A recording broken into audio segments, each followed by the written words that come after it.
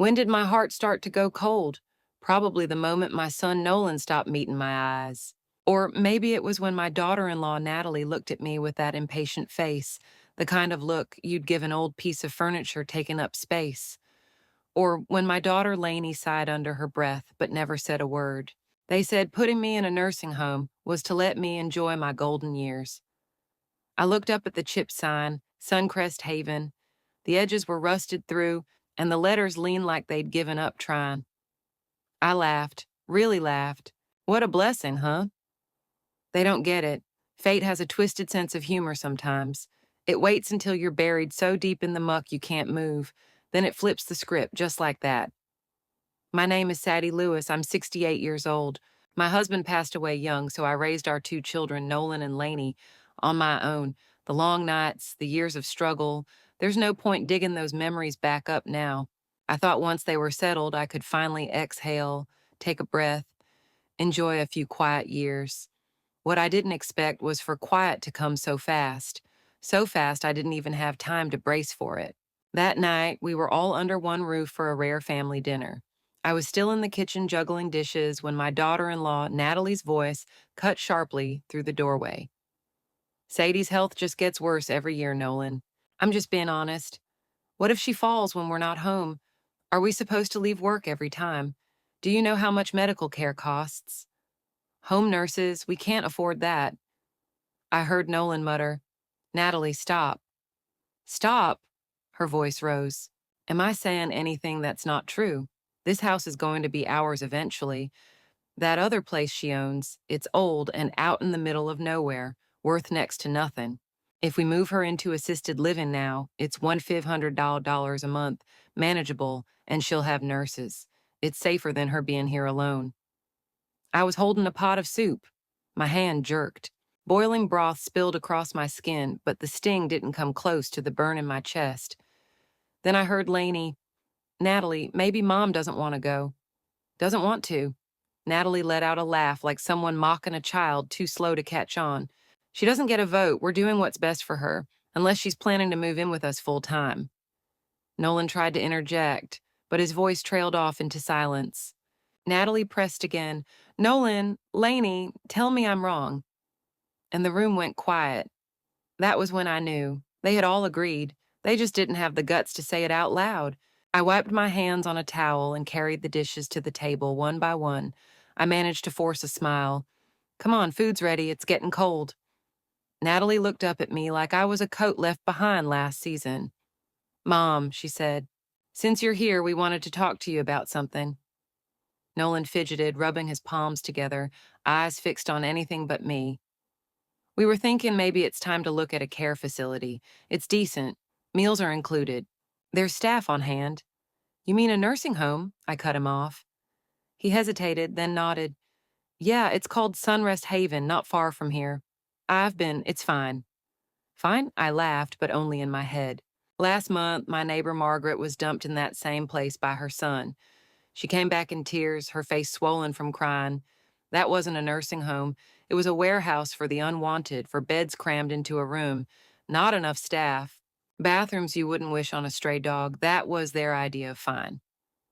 I looked at the three of them. One looked slightly ashamed, one looked annoyed, and one who was already calculating the savings. But not one of them, not one looked at me with love. I paid for their homes, raised their kids, drained every penny of my savings for their comfort. Now that I was old and of no more use, I had become an inconvenience to be relocated, a problem to be handled. That's when my heart stopped aching. It started hardening. All right, I said softly. That answer, so calm, so simple, stunned them all into silence. Natalie was the first to react. Her face lit up, like she just scratched a winning lottery ticket. Sadie, you really are so understanding, she gushed. I knew it. You've always put this family first. You get how hard this is for us. Nolan let out a breath, his voice softening. Mom, don't worry, we'll come visit often. Lainey kept her eyes down. She didn't say a word. I glanced at all of them, my voice steady. When? The sooner the better, Natalie answered quickly. I already checked. Sunrest Haven can take her next Monday. I nodded. All right, Monday it is. And right then I saw it, the relief, the ease that swept across their faces like they just completed some difficult yet noble mission. They nodded to each other, exchanging light words like they'd done the right thing and could now finally get a good night's sleep. None of them noticed how in that moment my head dipped ever so slightly, how the last flicker of softness behind my eyes went dark. What was left behind wasn't sadness. It was the start of something colder. You don't want me around. I'm old, inconvenient, disposable. You think dumping me in some rundown, low-cost senior home gets me out of your way for good? Fine, I'll go. But don't forget, I've lived a long life. I've survived worse. And if you think you're just sending off an old woman, you're about to find out you also sent away the last of your decency. This is recorded. Monday morning arrived under a low gray sky. It hung heavy and dull, like it was grieving on my behalf. Even the clouds seemed to shed quiet tears for me. Nolan drove. Natalie sat in the front seat, looking exhausted but oddly light, like a weight had finally been lifted. Lainey was in the back with me, silent, so practically invisible. My suitcase was old, deep green, worn at the edges. Inside were a few changes of clothes and a black and white photo of my husband when he was young. I always kept it close. The car wound through smaller, narrower streets until it stopped in front of a rusting iron gate. A crooked sign read Suncrest Haven Senior Live-In. A few residents sat hunched on plastic benches outside. Their eyes were vacant. Their bodies leaned so far forward they looked one breeze away from collapsing. The air was thick with something foul, a mix of disinfectant, damp rot, and old mildew. Natalie wrinkled her nose and pulled out a tissue to cover her mouth. Sadie, we're here, she said, barely trying to sound pleasant.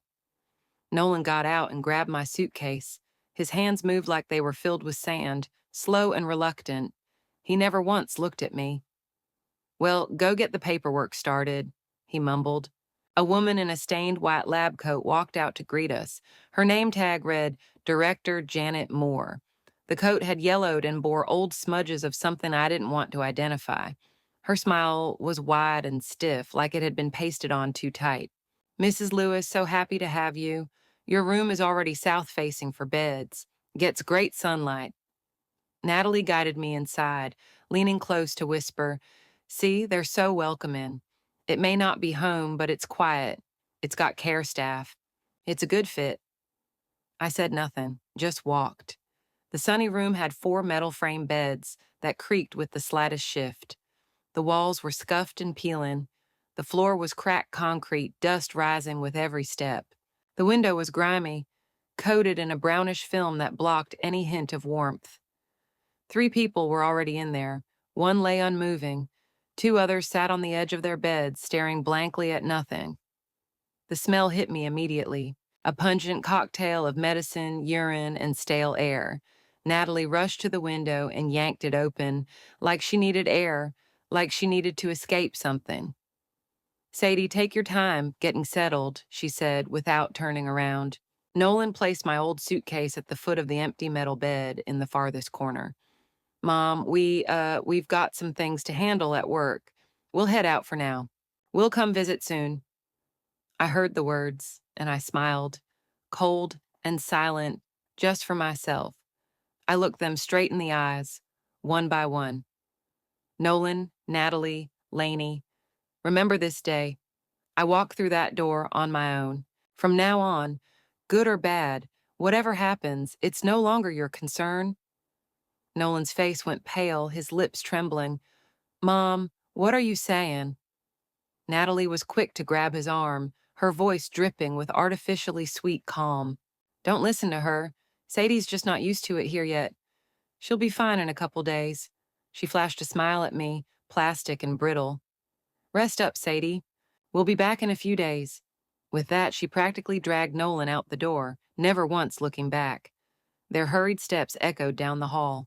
Not like they were leaving a loved one behind, but like they were getting rid of something messy, something inconvenient. Lainey didn't move. She lingered in the doorway, her eyes red. Mom, I waved my hand, my tone flat. Go on, Lainey. Your brother and Natalie, they've got their own pressures. No need for you to feel torn. She opened her mouth like she wanted to say something, but in the end, she didn't. She turned and walked away. Her footsteps echoed, fading down the corridor, and then silence. I was alone, alone with three other strangers who said nothing. The room was thick with stillness, like the air itself had turned heavy and stale. No voices, no breeze, just the smell. A pungent mix of disinfectant, dampness, and something sour and old spinning endlessly in the air. I walked slowly to the empty bed and sat down. The metal frame let out a sharp protesting creak, part resistance, part resignation. That's when the tears came, quiet and uninvited. Not from weakness, not from shame, but from the weight of everything I had done, every sacrifice, every sleepless night, every ounce of unconditional love poured into this family. And in the end, they left me in a place they couldn't even stand to breathe in for 5 minutes, like discarding a piece of worn out furniture. Sunrest Haven. What sun? All I saw were peeling walls, yellowed bulbs, and coldness that never let go. As I wiped my tears, the woman in the bed beside me stirred. She turned her head slowly to look at me. Her eyes were cloudy, grayed by time, but inside them was something clear. Not kindness exactly, not pity, something more honest, something that had already made peace with what this place was. Her voice was raspy but steady. New arrival. I nodded quickly, dabbing at my face. She let out a sigh. Don't cry. Everyone who ends up here carries a little grief, a little bitterness. But life, she paused, you get through it crying, or you get through it not crying. Either way, you get through it. From the next bed, another woman chimed in. Her voice cracked but still spirited. She's right, sweetheart. This place is rough, sure, but at least we've got people to talk to play cards with. Better than rotting alone in silence. I looked at them, faces carved deep with lines, not just from age, but from stories etched into skin like scars. And between those furrows, I saw something unexpected. A flicker of light, not hope exactly, but something close, a stubborn thread tying them to life. Something in me stirred. A corner of my heart tapped back quietly. Life goes on. But not like this, not buried in a room that stinks of urine and fading memories, not waiting for scraps of affection from people who see you as a burden. I wasn't made for this kind of ending. I don't accept this fate. I slowly reached into the deepest corner of my coat pocket and felt the thin piece of paper tucked inside. A copy of the deed to my old house. It lay flat against my palm like a quiet reminder I still had something of my own. A faint cold smile crept across my lips. They thought that by settling me here, everything was done. They were wrong. This wasn't the end, it was only the beginning. Life at Sunrest Haven was even harder than I imagined. Every meal, calling it pig slop, would have been generous. Watery corn mush, rock-hard bread balls, and what they called vegetable soup? Nothing more than lukewarm water with a few floating leaves. The staff were few and far between. Most of them barely spoke, and when they did, it was in clipped, tired tones. If they managed to get your meds to you on time, you were lucky. As for asking how you were doing, forget it. Most of the people here were like me, talked into it by their kids, or with nowhere else to go, or just forgotten. The faces in the hallway wore the same look, blank, brittle, hollow. I cried nearly every day the first week, lying on that creaky metal bed at night, listening to my roommate's coffin and the low moans of others shifting in pain. I hardly slept at all. And Nolan and Natalie, just as I expected, they called once during the first week. The tone was polite. Mom, are you settling in okay? The food all right? But after that, nothing. Like I'd been snipped out of their lives, clean and quiet. Only Lainey came by twice, secretly. Her eyes were red both times. She looked like a kid who knew she'd done something wrong. She'd leave a small plastic bag of snacks on my nightstand and push a few crumpled bills into my hand. Mom, I know this is unfair to you. Bro and Natalie, they're out of line. I'm saving up. Once I have enough, I'll get you out of here. I waved her off before she could finish. Your heart's in the right place. That's enough for me. Keep your money. You'll need it more than I do. As for your brother and Natalie, don't waste your breath. They're not worth it. I didn't want her caught in the middle. She had her own burdens. And if I'm honest, her late compassion didn't erase how cold her silence felt when I needed her voice the most. By now, the disappointment I felt wasn't aimed at one or two people. It was aimed at all of them. but I refused to stay buried in it. I wouldn't let it harden around me like cement. As the days passed, I tucked my tears away. In this place, despair is cheap. There's enough of it to go around. But I didn't want to drown my old age in it. I forced myself to eat no matter how tasteless the food, forced myself to get out of bed, take walks in the courtyard. It wasn't much, just a few cracked pathways lined with overgrown shrubs. One loop took 3 minutes, but I walked it 3 times every day. I started talking to the others. I listened to stories of younger years, of children who betrayed them, of words that were never said when they should have been. My roommate Blanche had a son who ran a successful chain of restaurants, married someone famous off TV, and yet his wife said Blanche smelled old and didn't look good in their house, so they sent her here. He visits once a year, just for show, and Mr. Hughes, who sleeps 2 beds down, he never married, never had kids. He lives off of barely their pension and the grace of strangers. Everyone here has their own sad chapter, their own quiet storm. The more I listened, the quieter my heart became. Depending on others, that was a fool's game. You want your children to respect you, to love you, only if they have the heart for it. And my son and daughter-in-law, whatever conscience they had, was long ago traded in for high-interest credit cards. That afternoon, I was doing my usual slow walk around the yard, thoughts heavy but calm, when suddenly Natalie showed up, dressed like she was headed to a reality show, sickly sweet perfume clouding the air around her, clutching a flashy fruit basket. Like it was a photo prop. She said she came to visit, but everything about her screamed inspection. The moment she saw me, she plastered on a sugar-coated smile. "Sadie, how have you been feeling lately?" I looked her in the eye, my voice flat. "Still breathing thanks to your generosity." Her face twitched just for a second. Then the smile snapped back into place. "Oh, come on," she said, stepping closer. "Nolan's been swamped at work, so I thought I'd stop by for both of us." She set the fruit basket down next to me. "Brought you a little something. Don't forget to eat, okay?" I glanced at the basket, 2 waxy apples on top. Beneath that, crumpled paper stuffing, still the same old Natalie, all surface, no substance. "You didn't come here for this," I said, my tone cool and clipped. "Out with it." She rubbed her hands together and the mask slipped just enough to show the fox beneath. "Sadie, it's like this. You know that old house of yours, the one that's been sitting empty? Well, we were thinking it's a bit of a waste just leaving it there, so maybe you could hand over the deed? We'd fix it up a little, nothing major, then rent it out. And the rent money, we'd send it to you. You could use it for better meals, maybe some extras." He made it sound so thoughtful. Better meals, huh? More like helping pay down their credit cards. I smiled, soft, vacant, almost innocent. "The deed?" I blinked. "What deed? I've got such a bad memory these days. Can't quite recall where I put it." Her face darkened. "Mom, you can't forget something like that. That's the property deed. It's important." She stepped in, voice rising, eyes flashing with just a hint. "Too much desperation. You must have put it in a drawer or something. Why don't we stop by and look for it together?" She tried to sound helpful, but her eyes already had the gleam of someone planning how to pry open the cabinets. I felt a slow, cold laugh creep through my chest. "You think I'd let you go rummaging through my home while I'm locked away here? Dream on." "No need," I said, as casually as if we were talking about the weather. "I've made other plans for that house." Her whole body tensed. "What plans?" I saw it, panic bubbling just beneath her polished surface. I let it linger, then smiled. "I'm selling it." "What?"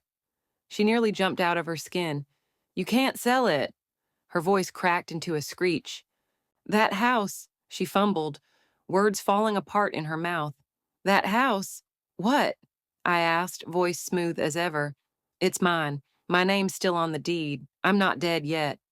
"And here you are, already planning your inheritance." Natalie's mouth hung open. She had no comeback, nothing to say. She clearly hadn't adjusted to the new version of me, the woman who no longer played along. "Sadie, you're misunderstanding," she said, switching to a softer tone and flashing a saccharine smile. "We're only thinking of your best interest. You're here all alone. What if something happens and you don't have cash on hand?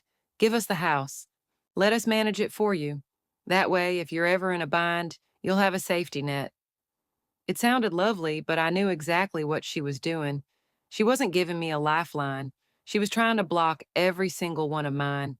I'll manage my own safety net, thanks, I said flatly, rising to my feet. I'm going back to my room, I'm tired. I didn't so much as glance at the fruit basket. Take it with you. I'm not short on apples.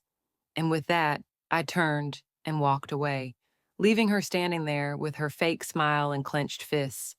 She stomped her foot like a tantrum-prone child, muttering under her breath. But I didn't bother turning around. I walked lighter than I had in weeks, seeing her flustered, watching her stew in that entitled rage. It was delicious. Natalie, you really thought I was still that soft, pliable woman who'd sit back quietly whenever you said, Mom, just relax. We've got this. Please, this house, it's my last weapon. And I'm not playing that card until I'm ready. I'm waiting for the perfect moment. And when it comes, you and Nolan will pay for your greed and selfishness with something far more valuable than property. After that tense little visit, Natalie disappeared for a while. Quiet days. But I knew her. She wouldn't stay still long. She and Nolan had already carved that old house into their future, like it was a guaranteed inheritance. No way they'd walk away without a fight. Life went on. Sunrest Haven was still cold. The food was still inedible, but I stopped minding it so much. I filled my days with Blanche, Gerald, and the others talking, playing chess, sitting in the sunlight. Still, one string inside me stayed taut. I was waiting for one message, a game changer. About a month later, a man in a tailored suit walked through the front gate of Sunrest Haven. Not the type to be visiting relatives, hair combed back, shoes polished, a briefcase in hand. He asked for me by name. Director Janet led him straight to my room and knocked politely. You must be Mrs. Sadie Lewis, he said with a practiced smile. I'm Jonathan Parks, Director of Municipal Redevelopment for the city of Pittsburgh. My heart dropped, then leapt. It was happening, finally. I tried to keep my voice steady. Yes, Mr. Parks, what brings you here? He gave a polite nod. It's about the property you own on Rosewood Avenue. That neighborhood's been approved for inclusion in the city's urban renewal project. We'll be moving forward with demolition and redevelopment shortly. I'm here today to begin preliminary discussions on compensation. Compensation? The word rang in my ears like a firecracker lighting up the whole room in a single blast. All these years I'd waited for this. Carefully, quietly, I pressed down the wild pounding in my chest, but my voice still shook a little. How much are we talking? He pulled a folder from his case, opened to a marked page, and slid it toward me.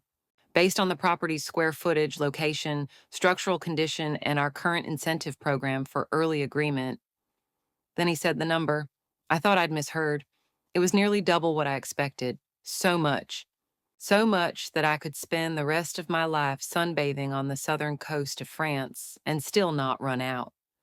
My fingers clenched so tight my nails dug into my palms. I was shaking just a little, but I bit down hard and didn't lose control. Jonathan must have noticed the tremor in me because his tone softened. Mrs. Lewis, no need to rush, he said gently. This is just the preliminary offer. We'll go through several rounds before finalizing, but the general range shouldn't change too much. If you have any additional concerns or requests, we're open to adjustments. I inhaled slowly, forcing calm into my voice. Thank you for coming in person. It's just a lot to take in. I'll need some time to think about it. Of course. He handed me a business card. My direct line's on there. Call me anytime. After he left, I closed the door behind him. And the moment my hand touched the wood, my composure cracked. I sat down on the edge of the bed, cradling the document in my hands, reading that number over and over. The tears came fast. Not from pain, from release, from disbelief, from joy so sharp it felt like light cracking through years of darkness. This was it. This was mine. I, Sadie Lewis, who had suffered, swallowed her pride, and kept her head down her whole life, was finally standing in the sunlight. This money belonged to me. Not Nolan, not Natalie, not even Laney. They had thrown me out like a used-up handbag, tossed me into this place like I was taking up space. No, now they would not see a single cent of it. I was going to live, really live, in a way they wouldn't even dare to imagine. in a way that would burn their eyes to look at. I was going to show them I was not some weak, disposable old woman to be exiled to a nursing home like unwanted baggage. I was going to make them regret it. That thought took root in me, fast and wild, like vines growing through cracks in stone. It burned inside my chest, hot and electric. But I told myself, breathe, Sadie, keep calm. This offer, this windfall, it was still just a piece of paper. The real power was me holding it, and I needed to hold it tight. More importantly, Nolan and Natalie could not find out. Not yet. Not now. I carefully slid the offer letter and Jonathan's business card under the bed frame, wedged them deep beneath the slats. From that day on, I returned to being the quiet old woman at Sunrest Haven, the one everyone assumed time had forgotten.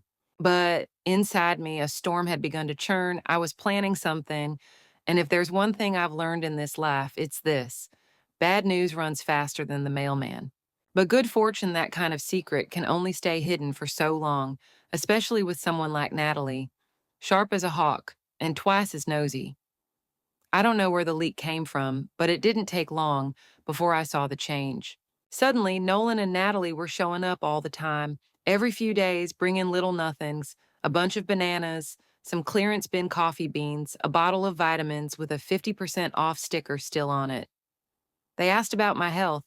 They smiled too hard, said sweet things they'd never bothered to say before. And Natalie? She laid it on thick. Sadie, you look radiant lately. I knew this place would be good for you. It's such a relief knowing you're somewhere safe and cared for. I gave her a blank face but rolled my eyes inside. Relief? You're not relieved I'm cared for. You're relieved because you found out the land your mother-in-law owns is about to print money. I glanced sideways at her and replied coolly, is that so? I suppose this place is tolerable, not quite what I'd call comfortable. Certainly doesn't feel like home. Her eyes flickered just a beat too long, but she recovered fast. Well, Sadie, if you're really not happy here, maybe soon we could bring you back to live with us. Bring me back?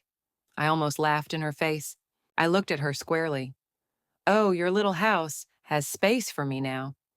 Natalie's face froze. The smile still clung to her lips, but it was stiff.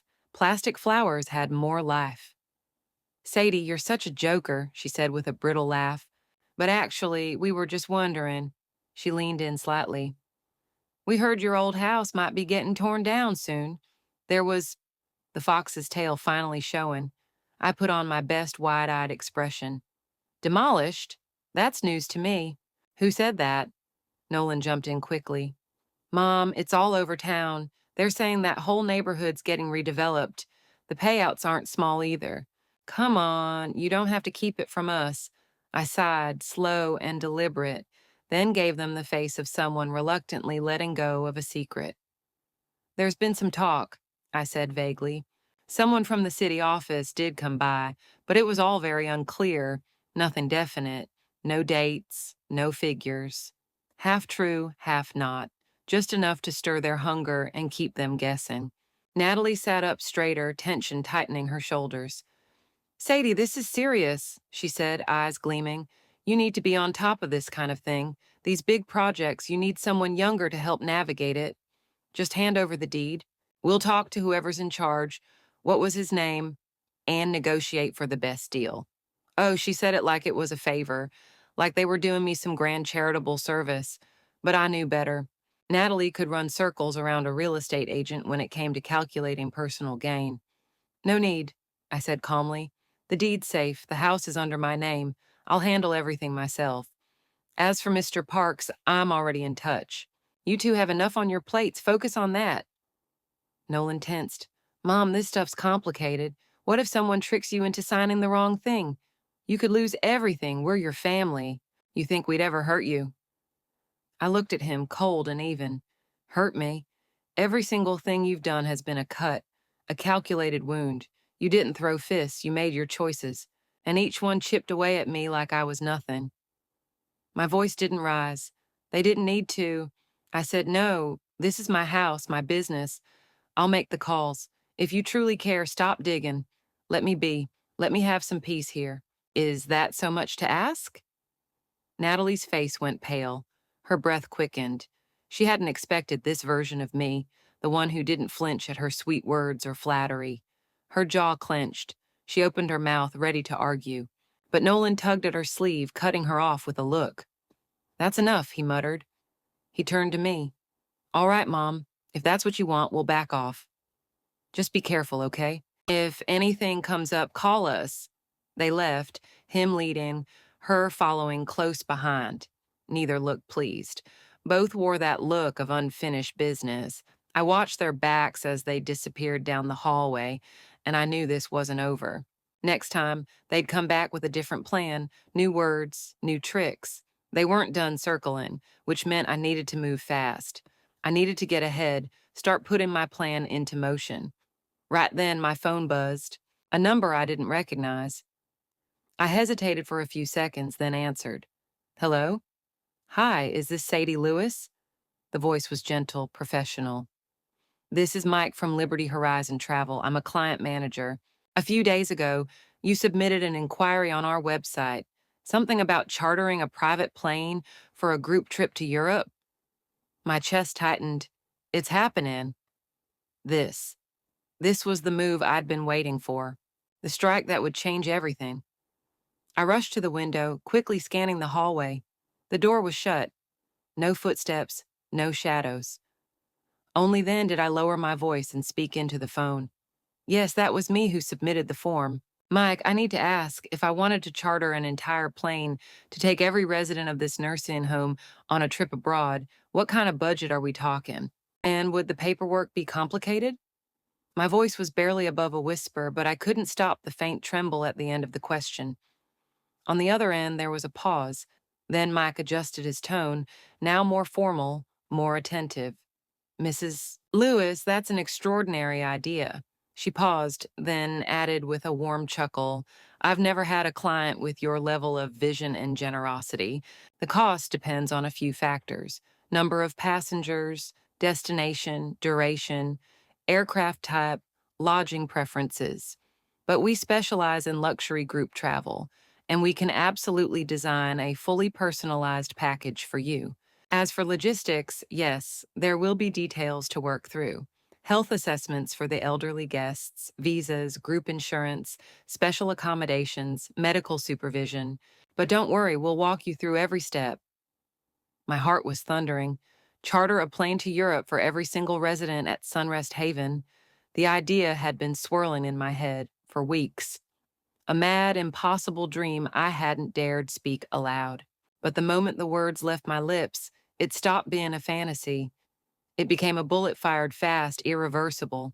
I opened my mouth to ask about timelines when suddenly, bang, the door slammed open so hard it rattled on its hinges. I jumped.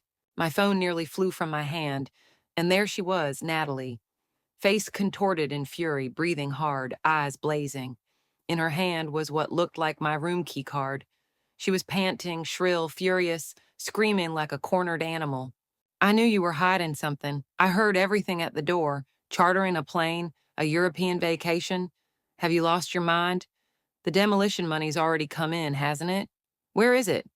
You think you can keep it all to yourself?" She looked feral, like a lioness backed into a corner, all claws and rage and absolutely no shame. I stumbled back a step, heart hammering, the phone still clenched in my hand. She eavesdropped. She stole my keycard. She broke into my room. My fury surged, but I forced myself to stand tall. I couldn't panic. I wouldn't panic. My voice was ice. "Are you finished?" Natalie froze, caught off guard. She clearly expected a meltdown. Not this. I walked to the nightstand, set my phone inside the drawer, and slowly closed it. Then I turned to her. "You were listening outside my door." She lifted her chin, unapologetic. "You were sneaking around making secret calls." "Of course I listened. Don't act like you didn't want to hide this from us. Mom, you can't handle this kind of thing alone. The house, the payout, the contracts. What if you mess something up and lose everything? We're your family. We deserve to know." I let out a dry, bitter laugh. "Now you remember I'm family. When I was old, inconvenient, in your way, you didn't seem so concerned." She flinched just a flicker, but then she dropped her tone, painting on that syrupy voice again. "Sadie, we were just overwhelmed. We said some things we didn't mean. You can't hold that against us. Don't think the worst of us. This compensation is a big deal, Sadie. You can't handle it all alone. If you trust me, give me the deed and that paperwork. I'll find a lawyer. We can take care of this together. I looked up at her fully, as if I were studying the face of a stranger. Then I said quietly, "Do you really think I'd hand over the last thing I own?" Natalie's expression twisted in an instant. "Sadie, you're being unreasonable." "I am being reasonable." I cut her off, my tone calm but firm. Just not the kind of reasonable you and Nolan like to hear." She stood there trembling, her hands clenching the fruit basket like she wanted to snap the handle off.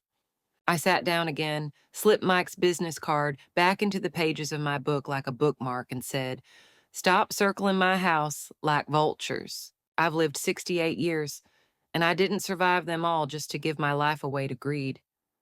Natalie's jaw locked, her lips white from tension. Then she snapped, "You don't think we can go to court? We can file for financial guardianship. You're old, Sadie. You're not thinking straight anymore. The court won't just sit back and let you blow through that money." That did it. A flame roared to life in my gut. Not fear, fury. I stood up slowly, leaned in, and said quietly, "Try me. You're not the only one who knows how to hire a lawyer." She froze. It was the first time she truly looked at me, not as a frail old woman, but as someone who had just shown her teeth. "Now get out." I pointed toward the door. She hesitated, but the pressure in the room drove her backward. Just before stepping out, she turned with a glare that could have shattered glass. "You'll regret this." I didn't answer, just closed the door and clicked the lock into place. Silence. I leaned against the door, exhaled. My hands trembled, but my eyes were sharper than ever. Natalie's little outburst had thrown off my timeline. Worse, it had exposed my hand. I didn't have the luxury of waiting anymore. It was time to strike, because Natalie wasn't the only one who knew how to act. I opened my phone and sent Mike a follow-up email, reconfirming everything we discussed point by point. I wanted it all in writing. Then I made another call to Laney. It was time she knew everything. He answered quickly. I could hear chatter in the background. A checkout line, maybe. "Mom, it's late. Is something wrong?" I didn't reply right away. I just listened to her voice. "I want to take you to dinner," I said at last. "Not here. Not your place either. Can you book somewhere quiet with a private booth?" There was a pause. Then her voice came back softer. "I know a little Italian spot not far from you. I'll pick you up." The next afternoon, she showed up right on time. As always, she looked polished, composed, but something about her posture was different today, less guarded. We sat by the window, ordered our food, and finally she asked, her voice low, serious, "Are you serious about this? You know what they're trying to do, don't you?" I didn't answer. Instead, I reached into my bag and pulled out a set of documents, a copy of the property valuation report, the preliminary compensation agreement, Jonathan Parks's business card, and a draft plan for a trust fund. I laid them out between us and looked her in the eye. She froze. You, you already set all this up?" I nodded. "Why didn't you tell me sooner?" I let out a quiet sigh. "Do you remember what you said the first time they brought up sending me to a nursing home?" She dropped her gaze, her fingers instinctively twisting the napkin in her lap. I didn't say anything. "Exactly," I said. "I was disappointed then, but now I get it. It's not that you didn't care. You were just still stuck in that phase of life where you worry too much about what everyone else thinks." She looked up, her eyes rimmed red. "Mom, it wasn't that I didn't want to help you. I was just scared that standing up for you would mean burning every bridge with them." "And now?" I asked. She didn't answer. Instead, she reached into her bag and handed me a folder. "I made an appointment with a trust attorney," she said quietly. "I already had a consult. You have every legal right to place the compensation into an irrevocable trust. You can designate the beneficiary. Even if it's that one-eyed cat from the nursing home, they can't touch it." I blinked, then laughed out loud. "You really are my daughter?" She gave a soft chuckle. Late bloomer, but still in season. We took our time with the meal. She asked about everything: the travel agency, the itinerary, the list of residents. "You're serious about chartering the flat for all of them?" "I am." Where to? The Maldives. Laney's eyebrows shot up. I thought it was Europe. I changed my mind, I said. I want to take them somewhere no one rushes them. No one stares at their wrinkles like their decay. Just sun, sea, and silence. She stared at me, and her gaze softened. Will you come back? I smiled. Of course, but not to visit them. I'll come back so they can see it with their own eyes that I lived just fine without them. That night back at Sunrest Haven, I moved fast. First, I emailed Mike and updated the destination to the Maldives. I requested a medical support capable charter crew with senior care expertise. Second, I scheduled the trust attorney to meet me at the facility the next day. All paperwork would be signed on site. I also issued a formal legal declaration stating I had authorized the attorney to manage all assets and enforce my personal directives, explicitly barring interference from any family member. Third, I called Jonathan Parks. I asked him to accelerate the final agreement and ensure that all negotiations were presented to me directly, with no proxies, no third-party signatures. His response was swift and firm. Mrs. Lewis, you're the legal owner. Of course we'll honor that. I placed every document, receipt, and confirmation into a folder, slid it into the lockbox under my bed, and shut the lid. My hands didn't shake this time. I was ready. Natalie and Nolan didn't know it yet, but they had already missed their last chance to change the outcome. A week later, the payment came through. That morning, I sat on the edge of my bed, reading the bank confirmation 3 times over, just to make sure the number wasn't a mirage. I didn't tell a soul, not yet. But the inevitable knock came.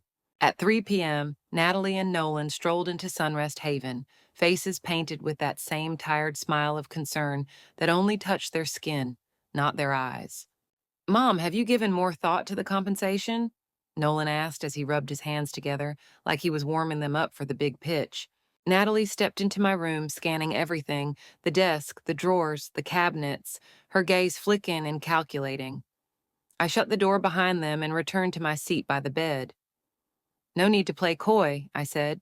You came for answers, so let's cut to it. I signed the agreement. And the money? It's in. A flicker of excitement flashed across Nolan's face. So, how are you planning to handle the money? He asked quickly. Do you want us to help manage it? We could look into some low-risk investments, maybe talk to a financial planner. I looked at the two of them as if I were watching a pair of jackals preparing to tear into fresh meat. I didn't respond to his question. Instead, I slid the trust documents across the table toward them. This trust, I said, was set up with my attorney. All of the compensation has been transferred into an irrevocable account. The trustee is my lawyer. Without my written consent, no one, not even family, can touch a cent of it. Natalie's face dropped as if I had slapped her. She stood frozen, mouth half open, completely speechless. Nolan managed a weak smile. Well, come on. We're your family. We're not strangers. No, I said, holding his gaze. You're not strangers. You're my family. But family has boundaries. And the moment you signed me away to this place, you were the ones who shattered them. Natalie finally found her voice, and when she did, it was shrill with fury. You had no right to cut us out like this. We have the legal grounds to apply for financial guardianship. You're a senior citizen, Sadie, and the court won't just stand by while you blow through that kind of money. I said nothing. Instead, I opened my drawer and pulled out a small digital recorder. This, I said, is a recording of the last time you broke into my room, eavesdropped on my call, and verbally threatened me. I've backed it up. My lawyer has a copy on file. Natalie's mouth opened and closed like a fish out of water. She couldn't form a single word. Nolan's shoulders slumped, his face a storm of shame and simmering resentment. Mom, he said quietly. So this is it? You're cutting us off? No, I said, my tone calm and clear. You did that yourselves long ago. I walked to the window and pulled the curtain open. Sunlight poured into the room, spilling across the trust documents on the table like a spotlight. In 1 month, I said, I'll be leaving this place. Natalie blinked. Leaving? Where are you going? I turned back and smiled. The Maldives. I chartered a private jet. I'm taking every resident from Sunrest Haven who wants to go. We'll sip fruit juice by the ocean, watch mermaid shows, and soak up the sun like we're 20 again. We don't need pity. We don't need caretakers deciding what our lives are worth. We just want, just once, to live like people again. Lainey had appeared in the doorway, quietly listening. Her eyes glistened, part awe, part apology. Natalie lost control. You're insane. You're wasting money on a bunch of wrinkled old. Stop talking! Lainey's voice wasn't loud, but it landed like a gavel in a courtroom. The room went silent. She walked forward and placed her hand gently on my shoulder. Mom, she said softly, I'll take you to the airport.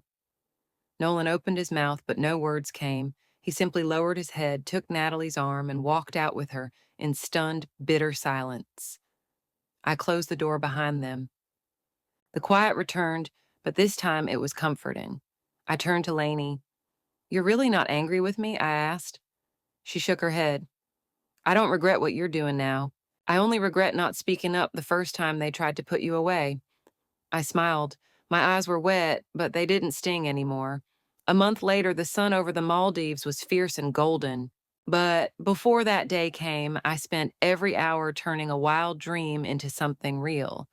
I finalized every detail with the travel agency, the aircraft model, the medical team, the ground transportation, everything tailored to be senior friendly. Every day I sat with the residents of Sunrest Haven, leading little meetings, walking them through the itinerary, helping them get their checkups, fill out visa forms, take passport photos. We weren't just preparing for a trip. We were preparing for a reclamation of time, of dignity, of joy. Some were hesitant at first. My legs aren't what they used to be. I'm too old. I'll just slow everyone down. I've never even left the state, let alone gone that far. Each time I took their hands in mine and I said, You're worth it. We all are. In the end, 15 residents signed up. Every single one of us passed the health screenings. Not a single person backed out. Even the Sunrest Haven staff, who had once looked on with skepticism, began helping us pack, print medical documents, and even walked us through mock boarding drills. The nursing home had never been so alive. Jonathan Parks visited in the final days. He handed me a thank you letter signed by the mayor himself, told me the city would be featuring our story in a community spotlight campaign. I looked him in the eye and said, Don't make me a poster. I didn't do this for attention. I did this to feel like a human being one last time. On the morning of departure, Lainey pulled up in her car, helping me and 2 residents in wheelchairs. We arrived first at the airport. We gathered at the gate. Blanche wore a floral dress, wide-brimmed straw hat, and a touch of rouge like she was headed to a pageant. Gerald brought high-powered binoculars, said he planned to count the waves at sunset in the Maldives. Their laughter sounded like children at recess. When I stepped up the boarding stairs, standing before the aircraft painted with the custom banner, Gracelight Senior's Journey, I didn't look back, not once. Inside the cabin, I sat by the window. In my lap was a travel booklet, and as the plane taxied down the runway, I closed my eyes. Outside, Pittsburgh shrank in the distance. That city had held every ounce of my obligations, sacrifice, and the quiet erasure of being just a mom. But now I was finally leaving it, not to escape, to be reborn. Later, Lainey told me Nolan and Natalie had tried filing for an emergency financial review with the court after I left, but my lawyer had already submitted a full financial disclosure and health competency report before takeoff. Every exit was sealed. They didn't even know what country I was in. But me? I was sitting under the sun in the Maldives, a warm breeze teasing through my hair. I wore a light, long-sleeve wrap, sipped fresh coconut juice, surrounded by sisters snoring softly on lounge chairs and a volunteer flying a drone to document the trip. I pulled out an old photo from my wallet, the one of me and my husband, young and laughing, standing on wooden steps. I held it to my chest and whispered, See, I made it. On the 3rd day, I got a voice message from Lainey. Mom, your travel video is all over the internet. People are calling you a role model for senior women. I've started helping Gracelight do local outreach. We're already planning the next round. Oh, and that sun hat of yours looks amazing. I laughed, for once not as someone's mother or someone's burden, but simply as myself. I am Sadie Lewis, a woman who lived all the way to the end for herself.